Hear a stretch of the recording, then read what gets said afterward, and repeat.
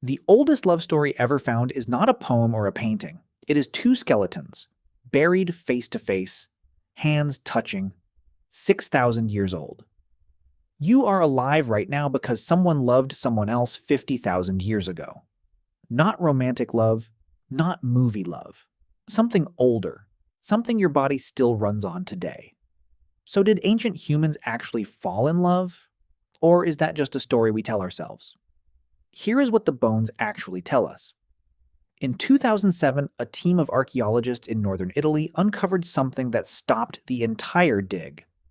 Two people, buried together, locked face to face in an embrace that had lasted 6,000 years. They named them the Lovers of Valdaro. She was around 20 years old. He was the same age. Both died young.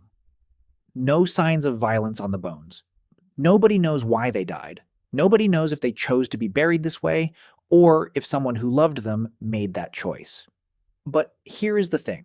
Someone dug that grave. Someone placed those two bodies facing each other. Someone decided that even in death, they should not be separated. That is not survival behavior. That is grief. That is love expressed through action after death. And that changes everything we think we know about ancient humans. Now, here is where it gets strange. Most people assume love is just a feeling, a chemical accident, something that happened to humans by chance. It was not an accident. A human baby is born completely helpless. It cannot walk for 12 months. It cannot feed itself for 3 years. It cannot survive alone for more than a few hours. No other primate is this helpless for this long.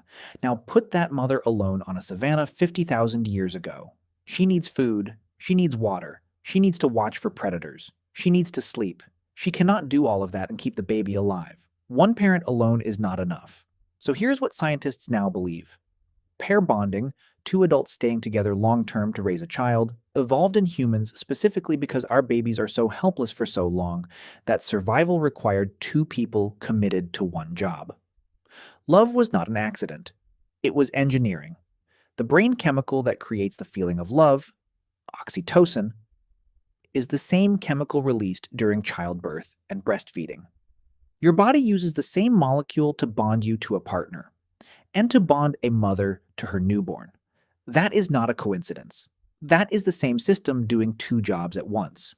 And that system is 200,000 years old. And here is something that will sound completely unbelievable. The animal whose brain is most similar to yours when it comes to love is not a chimpanzee. It is not a wolf. It is a small rodent that fits in the palm of your hand. We will get to that. Two people were buried face to face in northern Italy 6,000 years ago. Hands touching. Foreheads almost meeting. Someone placed them that way on purpose. The chemical that made someone grieve them enough to arrange that burial is the same chemical running in your body right now. Oxytocin, 200,000 years old. Still working exactly as designed. You did not invent love. You inherited it. And it is older than language, older than fire, older than any story ever told. But here is what nobody tells you. Ancient love did not look like ours. There were no dates, no proposals, no weddings, no rings. What we see in the bones is this. A man walked 20 miles every single day to bring food back to one specific woman. We know this because his leg bones show asymmetric wear, one side stronger than the other. A path walked so many times it reshaped his skeleton. Archaeologists call it pair bonding. His bones call it something else. They just did not leave. And that staying, that daily choice to return, to provide, to protect, that is what love looked like before anyone had a word for it. And then we found something in the bones that nobody expected. Ancient humans buried their partners differently than they buried strangers. Partners were buried with objects, tools, jewelry made from shells and bone, food placed beside them. This means ancient humans believed something continued after death, that the person buried would need things. That love did not end when the body did. The oldest known grave goods, objects buried with the dead, date back 130,000 years. 130,000 years ago, someone put a necklace on a body before covering it with earth. That is not survival. That is devotion. And this is where it gets strange. In a cave in what is now Iraq, archaeologists found the bones of a Neanderthal man. And not just any Neanderthal. This man had a withered right arm, useless from early childhood, healed fractures across his entire body, possible vision loss in one eye. In any pure survival situation, he should have died young, decades before he actually did. But his bones told a different story. He had lived for years after these injuries, years of survival in one of the harshest environments on Earth, as a person who could not hunt, who could not gather, who could not contribute the physical work that prehistoric life demanded every single day. He survived because someone kept him alive. Someone fed him, someone protected him, someone chose to spend their limited food and energy on a person who could not immediately give anything back. That is not logic. That is not survival instinct. That is care for the sake of caring. And here's the part that should stop you cold. Neanderthals share 99.7% of their DNA with you. If you are of non-African descent, you are carrying Neanderthal DNA in your body right now. These were not distant alien creatures.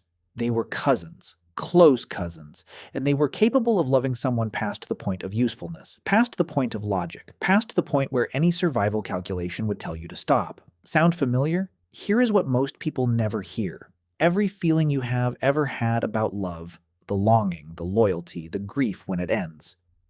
None of that is weakness. That feeling kept children alive on open savannas for 200,000 years. It motivated fathers to walk 20 miles a day to bring back food. It motivated mothers to stay awake through 3 years of broken sleep. It motivated entire groups to protect one infant who could not protect itself. Love was not a distraction from survival. Love was the engine of it. And this is where it gets strange. Modern research shows that people in long-term committed relationships live statistically longer, recover faster from illness, and have stronger immune systems than people who live alone.